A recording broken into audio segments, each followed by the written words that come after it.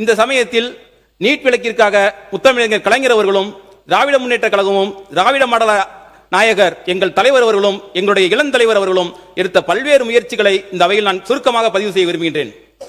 திராவிட முன்னேற்ற கழகத்தை பொறுத்தவரை உயர்கல்விக்கு நீட் உட்பட எந்த நுழைவுத் தேர்வுமே இருக்கக்கூடாது என்பதுதான் எங்களுடைய நிலைப்பாடு. 2006 நீட் தேர்வு வேணும் அப்படிங்கிற ஒரு நிலை வந்தப்ப அதை கடுமையாக எதிர்த்தவர் முத்தமிழர் கலைஞர் அவர்கள். இன்னும் பெருமையோட சொல்லணும்னா நீட் தேர்வே இந்தியாவில் முதல்ல எதிர்த்தது முத்தமிழர் கலைஞர் அவர்கள். நீட் தேர்வு வந்தா ஏழை எளிய ஒடுக்கப்பட்ட பிற்படுத்தப்பட்ட மாணவர்களுக்கு மருத்துவ கனவு சிதைஞ்சு போய்விடும், அதனால நீட் கூடவே கூடாதுன்னு கலைஞர் அவர்கள் உறுதியா இருந்தாங்க. அதனாலதான் 2006 முதல் 2011 வரையிலான ஆட்சி காலத்தில் நீட் வரவே இல்லை. இன்னும் சொல்ல போனா முன்னாள் முதலமைச்சர் அம்மையார் ஜெயலலிதா உயிரோடு இருந்தப்ப வரைக்கும் நீட் தேர்வு தமிழ்நாட்டுக்குள்ள வரவே முடியல. 2017 தான் இந்த நீட் தேர்வு தமிழ்நாட்டுக்குள்ள வந்தது. அப்போவே அந்த தேர்வை கடுமையாக எதிர்த்தவர் எங்களுடைய கழகத்தவர் அவர்கள். நீட் தேர்வு வந்த காரணத்தினால 12ஆம் வகுப்பு தேர்வுல 1200க்கு 1176 மார்க் எடுத்தும் அரியலூரை சேர்ந்த தங்கை அனிதாவால நீட் தேர்வுல வெற்றி பெற முடியாம போச்சு. அதனால அவரால் MBBS படிக்க முடியாம போச்சு. அரியலூர் மாவட்டத்தில் குழுமூர் அப்படிங்கிற ஒரு சின்ன கிராமத்தில் பிறந்த அனிதா உச்சநீதிமன்றம் வரை போய் நீட்டுக்காண்டி போராடினாங்க. ஆனா வெற்றி பெற முடியல. அந்த சோகத்துல அனிதா தன்னுடைய உயிரையே மாற்றிக்கிட்டாங்க. தங்கை அனிதாவோட தற்கொலை தான் இந்தியாவிலேயே நீட்டுக்கான முதல் பலி. அதைத் தொடர்ந்து தமிழ்நாட்டில் இன்னைக்கு 26க்கும் அதிகமான மாணவ மாணவிகள் நீட்டால் மரணமடைஞ்சிருக்காங்க. அதனாலதான் நீட்டை ஒழிச்சே ஆகணும் அப்படிங்கிற திமுக உறுதியா இருக்காங்க. இன்னைக்கு இந்தியா முழுக்க நீட் தேர்வுல குளறுபடி நடக்குதுன்னு போராடிக்கிட்டு இருக்காங்க. ஆனா 10 வருஷத்துக்கு முன்கூட்டியே நீட் தேர்வே ஒரு குளறுபடி, நீட் தேர்வுங்கிறதே ஒரு ஸ்கேம் அப்படின்னு எங்க தலைவர் சொன்னாங்க. அதோட நாங்க நிக்கல. திமுக கழகம் ஒரு புறமும் எங்களோட அரசு மறுபுறமும் நீட்டுக்கு எதிராக மக்கள் மன்றம், சட்டமன்றம், நீதிமன்றத்தில் பல்வேறு போராட்டங்கள் நடத்தினோம். 2021 எங்களுடைய தலைவர் தலைமையிலான ஆட்சி அமைஞ்சதுமே 5/6/2021 அன்னைக்கு நீட் பாதிப்புகள் குறித்து ஆராய ஓய்வு பெற்ற நீதியரசர் AK ராஜன் தலைமையில் ஒரு கமிட்டி அமைக்கப்பட்டது. அந்த குழு நீட் தொடர்பாக தமிழ்நாடு முழுவதும் அனைத்து தரப்பு மக்கள், பெற்றோர்கள், மாணவரோட கருத்துக்களை பெற்றது. அதன் அடிப்படையில் 14/7/2021 அன்னைக்கு அன்றைய கழக அரசுக்கு ஒரு அறிக்கையை சமர்ப்பித்தாங்க. அந்த அறிக்கையை வச்சு அன்றைய முதலமைச்சரான எங்களுடைய தலைவர் அவர்கள் தமிழ்நாட்டில் 12ஆம் வகுப்பு மதிப்பெண்ணை வச்சே மருத்துவம், பல் மருத்துவம், இந்திய மருத்துவம், ஹோமியோபதி உள்ளிட்ட படிப்புகளை சேரலாம் அப்படிங்கறத உறுதி சென்ற வகையில் the Tamil Nadu admission to undergraduate medical degree courses bill 2021 இதே பேரவையில் 13/9/2021 அன்னைக்கு கொண்டு வந்தாங்க.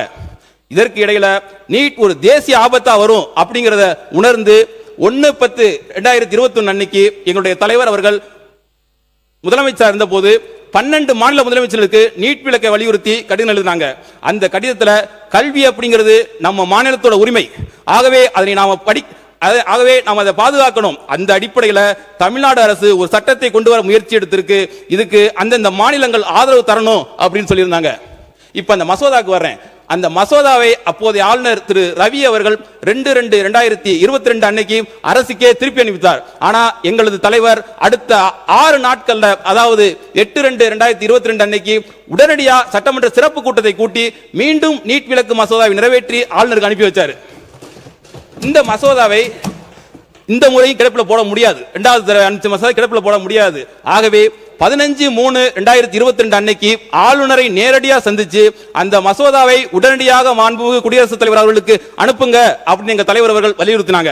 அதை தொடர்ந்து ஆளுநர் அவர்கள் அந்த மசோதாவை 4/5/2022 அன்னைக்கு மசோதாவை உள்துறை அமைச்சகத்துக்கு அனுப்பிச்சு வச்சாங்க.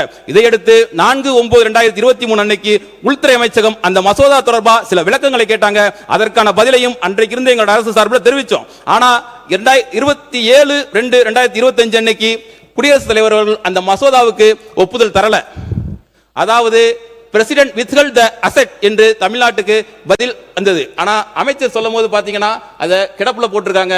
அந்த நாங்க அனுப்பிச்ச மசோதாவை கிடப்புல போட்டிருக்கதா அமைச்சர் அவங்க சொன்னாங்க.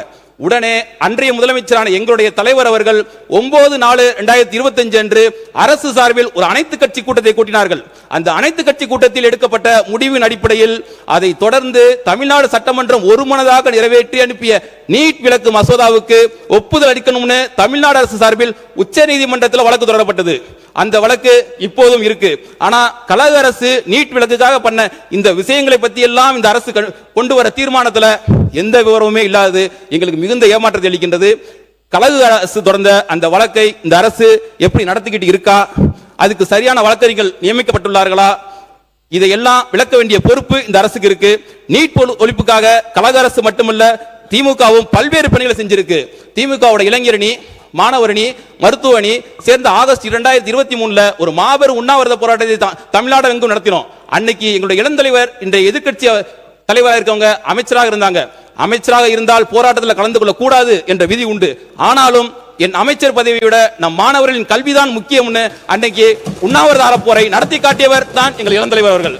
அது மட்டுமல்ல, நீட் விலக்கு கேட்டு பைக் பேரணி, நீட் விலக்கு கோரி கையெழுத்து இயக்கம், நீட் ஒழிப்பு கருத்தரங்கம் எல்லாம் எங்க எதிர்க்கட்சி தலைவர்களின் முன்னெடுப்புல கலைஞர் இணைய சார்பில் நடத்தப்பட்டது. இப்படி நீட்டுக்காக தொடர்ச்சியா நாங்க போராடிக்கிட்டு இருக்கோம்.